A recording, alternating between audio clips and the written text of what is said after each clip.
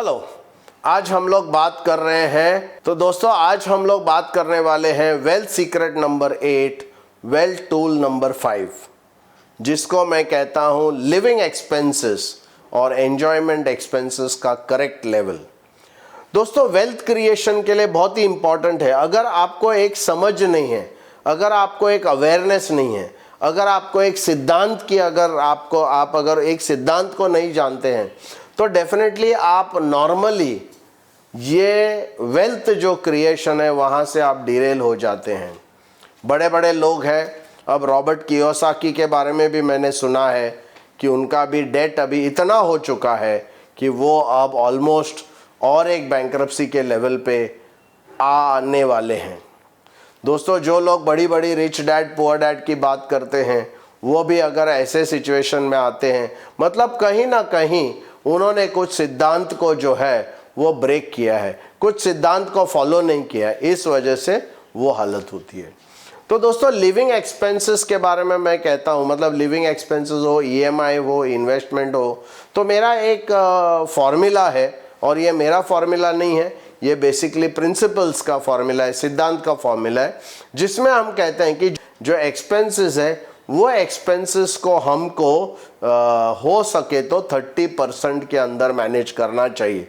मुझे पता है अगर आज आप कैलकुलेट करने जाएंगे तो 50 के ऊपर ही रहेगा, बट आपको धीमे धीमे करके वो 30% लेवल पे आपको लेके आना है।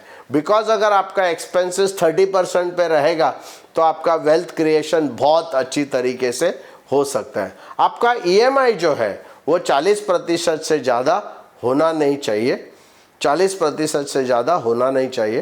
तो आपका इनकम जो है उसका सिर्फ 40%, उतना ही लेवल का आपको लोन लेना चाहिए, और आपका जो इन्वेस्टमेंट है वो टोटल 30% होना चाहिए। तो एक तरीका ये है कि आपका टोटल इनकम का 30% आप इन्वेस्टमेंट करेंगे, 30% आप एक्सपेंसेस करेंगे, 40% आप ईएमआई देंगे। दूसरा एक स्पिरिचुअल तरीका है, उसमें आप 30% एक्सपेंस करते हैं, 30% ईएमआई के लिए लिमिट करते हैं, 30% इन्वेस्टमेंट करते हैं, और 10% आप चैरिटी करते हैं।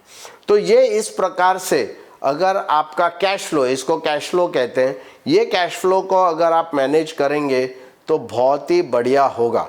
मुझे पता है कि ये आप आज चालू करेंगे चेक करने के लिए तो आपका ये पूरा डामाडोल रहेगा, बट अगले 3, 4, 5 सालों में आपको प्रयास करना है, एक स्ट्रैटेजी बनानी है, एक सिस्टम बनाना है, जिसमें अगले 4, 5, 6 सालों के अंदर आप ये ब्रैकेट में आ जाना चाहिए कि आपका जो खर्चा है वो 30% से ज़्यादा नहीं हो रहा है, आपका जो ईएमआई है वो 30 या 40% पे फिक्स्ड है, लिमिट है, और आपका इन्वेस्टमेंट जो है वो 30% लेवल पे होना चाहिए।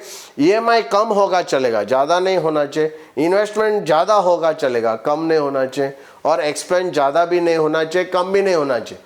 मैं ये कहूँगा कि 30% से अगर कम है तो फिर आप ये जीना भी कोई जीना है लल्लू, तो 30% आप प्लीज़ लिमिट कीजिए।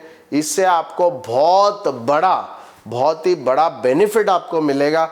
आप इमेजिन नहीं कर सकते हैं कि कितनी सुकून की ज़िंदगी, कितनी हैप्पीनेस, कितनी स्टेबिलिटी की और कितनी क्लैरिटी की ज़िंदगी आप जिएंगे अगर आपके एक्सपेंसेस 30% के अंदर अगर आप मैनेज कर सको तो।